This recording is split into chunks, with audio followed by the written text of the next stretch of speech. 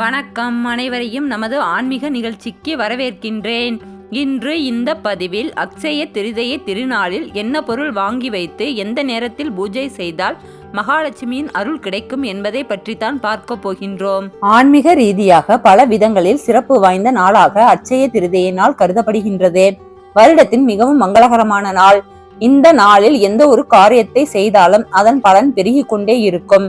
இந்த நாளில் எந்த காரியத்தை துவங்குவதற்கும் சுப காரியங்கள் நடத்துவதற்கும் நல்ல நேரம் பார்க்க வேண்டிய அவசியமில்லை என்பதால் பலரும் ஆர்வமாக எதிர்பார்த்து காத்திருக்கும் நாளாக அக்ஷய திருதியை நாள் மாறியுள்ளது. அக்ஷய திருதியை மகாலட்சுமியின் அருளை பெறுவதற்கான சிறப்பான நாள் என்பதால் பலரும் இந்த நாளில் மகாலட்சுமியின் அம்சமாக கருதப்படும் தங்கத்தை வாங்கவும் புதிய சொத்துக்களை வாங்கவும் அதிகம் ஆர்வம் காட்டுகின்றார்கள். அக்ஷய திருதியை நாளில் மகாலட்சுமியின் அருளை பெறுவதற்கு எந்த நேரத்தில் எப்படி வழிபட வேண்டும், என்னென்ன பொருட்களை இந்த நேரத்தில் வாங்க வேண்டும் என்பதை தெரிந்து கொள்ளலாம். புதிய தொழில் துவங்குபவர்கள், முதலீடு செய்பவர்கள், புதிய சொத்துக்கள் வாங்குபவர்கள் என பலரும் ஆவலுடன் எதிர்பார்க்கும் ஒரு திருநாள் தான் அக்ஷய திருதியை நன்னாள். அக்ஷய திருதியை என்பது தங்கம், வெள்ளி போன்ற விலை உயர்ந்த பொருட்களை வாங்கி சேர்த்து வைக்க வேண்டிய நாளாக பலரும் நினைத்து கொண்டிருக்கின்றார்கள். ஆனால் இது தானம் செய்வதற்கான நாள் என சாஸ்திரங்கள் சொல்கின்றன. இது மகாலட்சுமியின் அருளை நாம் பெறுவதற்கான நாளும் கூட. சித்திர மாதம் வளர்பிறையில் வரும் திருதியை திதி என்பதால் இந்த திதியில் செய்யப்படும் செயல்களின் பலன்கள் பெருகிக் கொண்டே போகும் என்பது நம்பிக்கை. அக்ஷய திருதியை அன்று கண்டிப்பாக தங்கம் வாங்க வேண்டும் என எந்த கட்டாயமும் கிடையாது. அதே சமயம் இது மங்களகரமான நல்ல நாள் என்பதால் திருமணம் போன்ற மங்கள நிகழ்வுகளுக்காக தங்கம், புதிய ஆடைகள் வாங்க வேண்டும் என்பவர்கள் இந்த நாளை பயன்படுத்தி வாங்கிக் கொள்ளலாம். ஆதிசங்கரால் கனகதரா சோஸ்திரம் பாடப்பட்டு மகாலட்சுமி அருளால் தங்க நெல்லி கிடைத்த நாள் இந்த அக்ஷய திருதியாகும். சிவபெருமான் பிச்சாடனராக வந்து அன்னபூரணியிடம் உணவு பெற்று பசிப்பிணியில் இருந்து விடுபட்டதும் பாண்டவர்கள் அக்ஷய பாத்திரத்தை பெற்றதும் இந்த அக்ஷய திருதியை நாளில்தான். அக்ஷய திருதியை நாளில் மகாலட்சுமியின் அருளை பெறுவதற்கு தங்கத்தை விட அவருக்கு விருப்பமான பொருளான கல்லுப்பினை வாங்குவது மிக மிக விசேஷமானதாகும். மகாலட்சுமி பார்க்கடலில் இருந்து தோன்றியவள் என்பதால் உப்பினை அவளுடைய தாய் வீட்டு சொத்தாக கருதுவதால் மகாலட்சுமிக்கு மிகவும் விருப்பமான பொருளாக உப்பினை சொல்கிறார்கள். அதனால் வீட்டில் எந்த பொருள் குறைந்தாலும் உப்பு மட்டும் குறையக்கூடாது என்பார்கள். அக்ஷய திருதியை நாளில் கல் உப்பினையும் மங்கள பொருளான மஞ்சளையும் வாங்கி வைத்து வழிபடலாம்.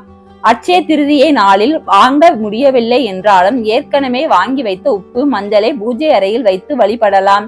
அக்ஷய திருதியை தானம் செய்வதற்கான நாள் என்பதால் இந்த நாளில் அரிசி, பருப்பு, கோதுமை, ஆடை போன்ற பொருட்களை தானம் செய்யலாம்.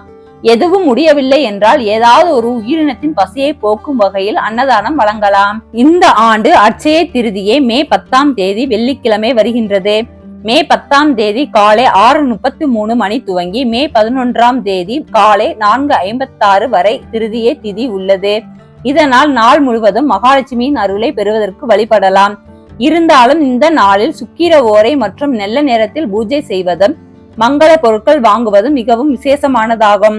அக்ஷய திருதியை அன்று சுக்கிர ஓரை காலை 6 மணி முதல் 7 மணி வரை உள்ளது.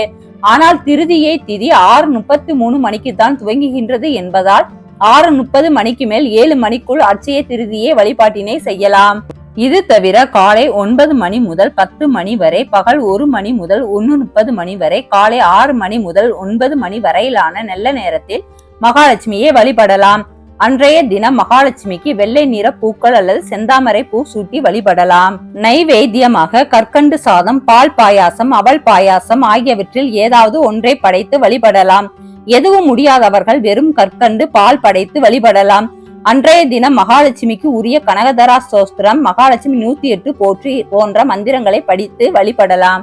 இன்று இந்த பதிவில் அக்ஷய திருதியை திருநாளில் என்ன பொருள் வாங்கி வைத்து எந்த நேரத்தில் பூஜை செய்தால் மகாலட்சுமியின் அருள் கிடைக்கும் என்பதை பற்றி தெரிந்து கொண்டோம். மேலும் நமது ஆன்மீக பதிவுகளை தெரிந்து கொள்ள நமது ஜெய் ஆன்மீக கதைகள் யூடியூப் சேனலுக்கு சப்ஸ்கிரைப் பண்ணுங்க.